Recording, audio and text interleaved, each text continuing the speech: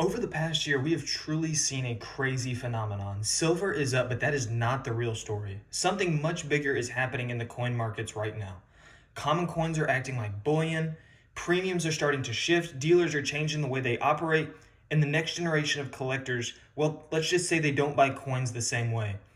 If you are a coin collector or bullion investor, this certainly affects you. When silver behaves the way it has as of lately, it doesn't just increase the prices of the coins, it completely reshapes the floor of the market. When silver prices rise, it doesn't just change the price, it also changes the behavior that us as coin collectors and bullion investors are forced to deal with. Let me explain.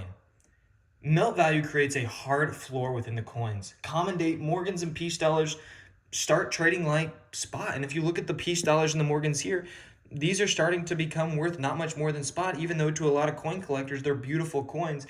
We're seeing these premiums get reduced dramatically on a lot of these key coins. Junk silver starts to dry up a little bit more as a lot of that gets turned in to be melted, definitely reducing the supply. And on a lot of these Roosevelt dimes and a lot of these quarters, these are looked at as junk silver, even though it is really kind of hard to believe. And as the price of silver goes up, what falls into that range of junk silver also starts to dry up. It's crazy to think that 1 ounce of just random silver, such as what we see here, starts to behave very similar to that of an American Eagle. With, we're used to seeing much bigger premiums and much more attention on the American Eagle. So definitely crazy to see these changes, but also this volatility drives up inventory that dealers are forced to sometimes have on hand. And we're really seeing the way coin collectors price and run their shops completely change as well, which we'll do another discussion on that later and how this is impacting coin shops. The price of silver is going up so fast that the price of the coins can't even keep up with the price of silver. And right now, silver has started to reach some level of steadiness right there around $80 an ounce. However, when that silver price was dramatically increasing and kind of what we've still seen with the volatility, the price of the coin has not caught back up to the silver price yet. When you look at a lot of these Morgans, a Morgan that's not quite a common date might have been valued at $50 when the silver price was 30. But as the price of silver raises to 100, that silver price in the Morgan goes up to $70, $80 a coin. And that additional premium associated with the coin has not been able to catch up with the price yet. So what we're seeing is a lot of coins that are better than spot, better than the melting of silver, now starting to behave such as bullion coins. And my question to you is this ever going to change or level back out? Say $80 to $100 becomes the new norm for silver. Will we start to see those premiums come back on a lot of these coins that are a little bit better than just that of melt? At a certain point, historic coins stop being historic and they start behaving like metal. My question to you is, at what point does this happen?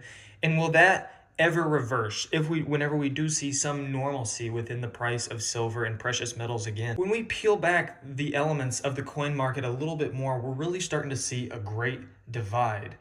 But here's where it gets really interesting. This divide is separating coins into 3 tiers, which is really impacting the way the coins are being looked at. The first one is the ultra rare coins. Those key date coins, the key date Morgans, the key date Peace dollars, such as your 1893 S Morgans or your 1921 Peace dollars, your rare coins, rare dates, rare mints, and then also highly graded coins as far as condition goes. So the ones that are in your uncirculated, your MS region. Your second tier is falling into your, somewhat semi-key dates, kind of in that example we talked about earlier, a Morgan that's, has a pretty solid premium, but isn't just in your S tier as far as coins go. The conditions are collector grade, but they're definitely not in mint condition. And, we definitely see some pressure there on that market. And then your third tier is going to be your generic silver, almost your junk silver, if you will. And that's trading basically at spot. What we're seeing is that middle class is almost becoming erased. That middle class of the tier 2 coins of the collector grade, the semi-key dates, starting to act like that tier 3 of the junk silver, basically trading at spot price. And that split market is only becoming more and more divided as silver prices continue to do what they're doing.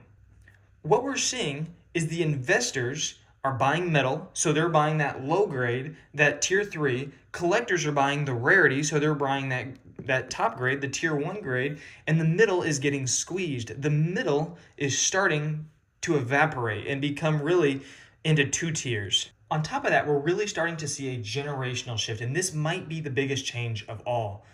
Older collectors are starting to age out of the hobby, give away their coins, and estates are really hitting auctions, and this is happening kind of, all around us right now. And younger buyers are leaning more towards bullion, ETFs, fractional, gold and silver, and then, much as I hate to say it, sometimes crypto as well. When wealth transfers, the passion doesn't always transfer with it. When you look at coin shows are shrinking, online auctions are dominating, and also, YouTube and other social media platforms are really driving a lot of buying decision when it comes to precious metals and coins in general. And I think with silver prices doing what they're seeing, we've seen a big resurgence into, silver and coin collecting as a whole. And I think a lot of that is, due to obviously the attention that's been given by higher silver prices, but the presence of social media really starting to turn a lot of people back into interest within the hobby or the precious metals as a whole.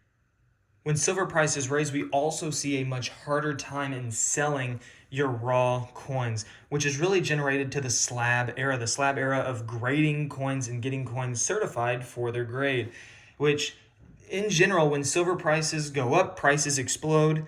There's much more submissions that are being sent to PCGS and then also NGC, two of the most popular graders for coins. And then also, so population reports increase, and then registry becomes more competitive. But what we're seeing is that on your raw coins, it's becoming almost harder to separate them from the price of silver, and they're just not nearly as liquid, putting a lot of focus on slabbed coins. What we're seeing is a lot of the liquidity within coins is largely defined by plastic associated with it. Does it have a plastic casing, slab, telling the grade? As really that's becoming a much easier way to make these coins much more liquid. Back to our example of coin shops and dealers in general, a lot of those are really starting to act like dealers, more just dealing in the form of bullion desks, as there's becoming more and more fast turnover on your junk silver and coins with less and less premium, where you're just starting to trade in silver premiums as opposed to more numismatic value where premiums, and that's where a lot of the money is made. There's obviously a lot more spread within these volatile markets, and there's more online models. And if you need to sell tomorrow, what would your dealer actually be willing to pay? So, a lot of the premiums that you had within coins are definitely becoming a little bit harder to obtain at this point for your mid-tier and your low-tier coins. And then to talk about this kind of at a high level, when melt exceeds the numismatic premiums, destruction happens just naturally. People are going to melt their coins down for the melt price as opposed to trying to get any, numismatic value out of the coins. And then for that reason, supply permanently disappears. At what silver price does history get melted on a lot of these coins? We are seeing a lot of this destruction, and how is this going to continue to evolve? I know we had obviously a lot of melting in 1918 with the Morgan silver dollars, which definitely did increase some premiums, especially with the Carson City Morgans, which in general are the rarest of Morgans. And these are your Morgans up here, but those are generally the rarest of Morgans, as they were destroyed at a disproportional rate. And, this begs the question, with the melting that happened in 1980 and then the melting that we have now, at what point do these coins just become more and more scarce? And what does that do to the long-term collectability to a lot of these coins? I think we are entering into a rare time, and I'm not saying it's going to last very long. I think it might be a short-term thing. I'm curious in the comments below to get your thoughts on kind of the era that we're walking into right now. But I think that we are seeing a shift more towards financialization with a lot of the coin industry that's going on right now. Melt value matters more than ever, obviously, as silver prices have gone up, which is definitely reducing a lot of the numismatic. So reducing the numismatic more, just looking at the bullion. Rarity matters more, so on your upper coins. And the middle ground is very fragile, I'll be honest. And, that's kind of what we talked about earlier. We're seeing a lot of drawback in those middle grade coins as they're really starting to trade like your junk silver coins.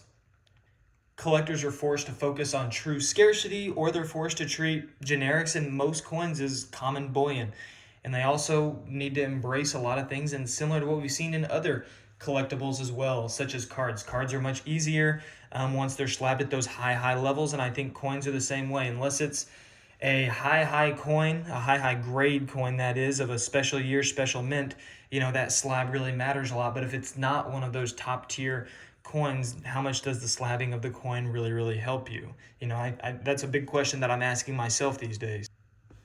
I do believe that the coin market is not dying. I firmly believe that it's evolving. I think a lot of the attention that we've seen on silver over the past year has only helped the coin industry and put a lot of resurgence back into the coin industry, which from my perspective, I'm a huge numismatist, love coins. For me, it's awesome to see. And I definitely love talking about silver. I love talking about coins. It's one of my biggest hobbies and passions. So for me, I think it's a good thing to see, but I am really curious to see and to hear your thoughts below, what you think this is going to do to the coin industry long term as a whole. Well, hey, really appreciate you sticking with me to the end of the video. If you're still here, until the next one, thanks.